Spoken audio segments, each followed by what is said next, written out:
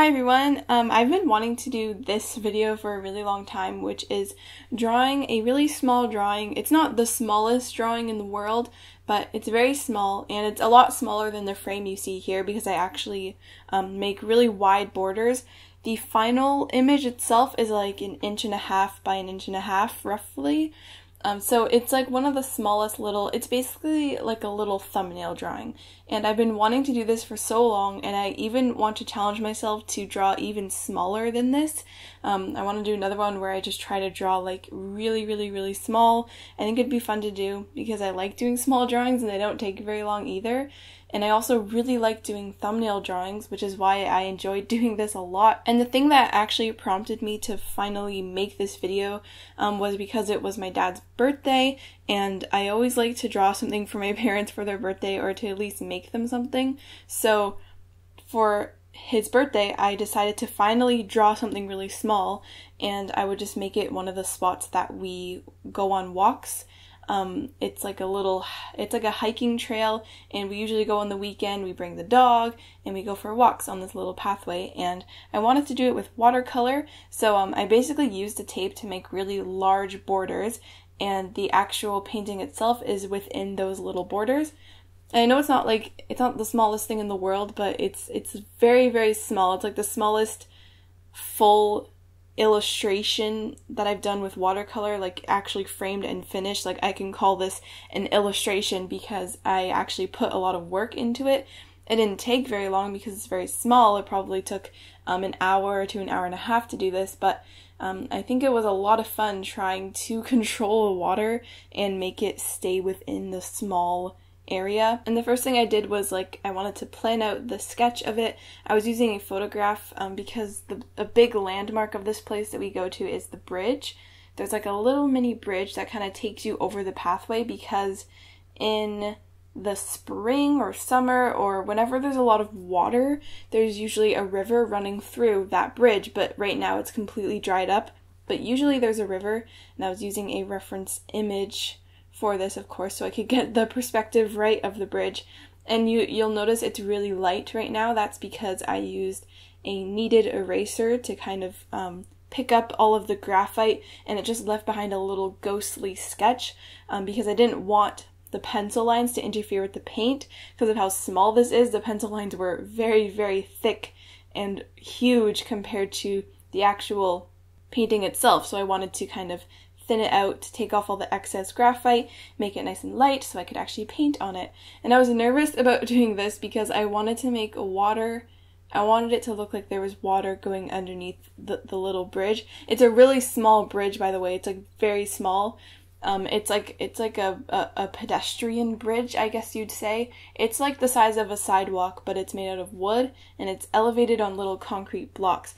But yeah, I was nervous about doing this because of the water, and also because of the structural quality that the bridge has, and I wanted to get the perspective right, and I wanted it to look nice and tight and clean compared to the foliage and the leaves and the grass all around it that is more organic and loose. And I was nervous about getting the bridge to look right, but I think it actually turned out okay. And I tried to pay a lot of attention to my values, which are like your lights and your darks. So I wanted to make really strong contrast in this painting, because the picture itself has a strong contrast as well. Because underneath the bridge, it's really dark brown color, and then the leaves are this bright green. So I wanted there to be a good contrast. And I was using a really small brush, and it's not made for watercolor at all. I think it's made for acrylic because of how stiff it is. It didn't really hold that much water either, but it was so thin, it did the job really well. It just, it kind of felt like I was scraping the paper with the brush because of how stiff it was, and I was just using water, so it's not like there was paint to kind of like make the brush glide better. It was just water, so it was very scratchy, but it was nice and thin, and I could get very thin strokes.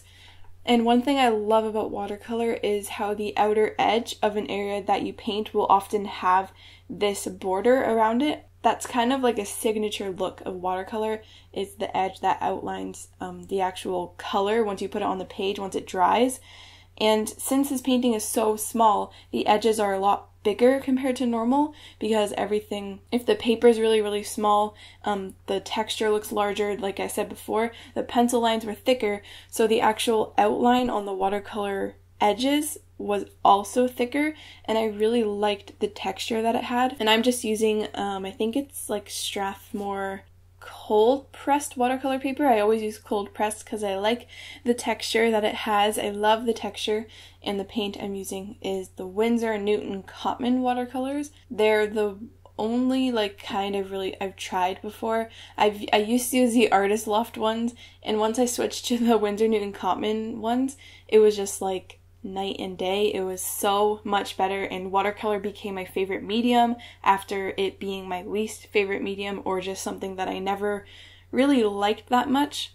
So I would definitely recommend trying.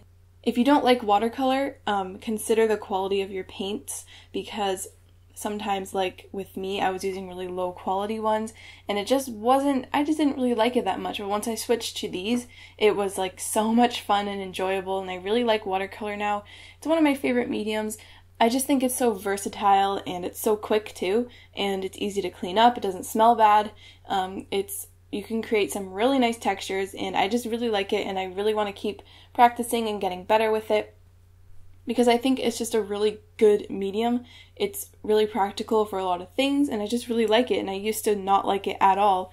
I used to always use pencil crayon and marker, and now I don't use those that much. Like I use marker sometimes to like color in pages in my sketchbook, but I never really use marker in an actual illustration. I always use like ink or pencil or watercolor, and sometimes acrylic paint.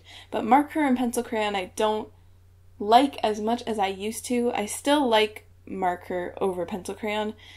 For some reason I just don't like pencil crayon that much. It just takes so long and it hurts your hand. So that's why I like watercolor. It's light, flowy, doesn't take very long. It's really fun. I love the colors. I just love the actual process of putting the paint on the paper. So I hope you enjoyed seeing me draw this cute little painting. It's 1.5 inches by 1.5 inches, and I put it in this little frame I found at Michael's, and I gave it to my dad for his birthday.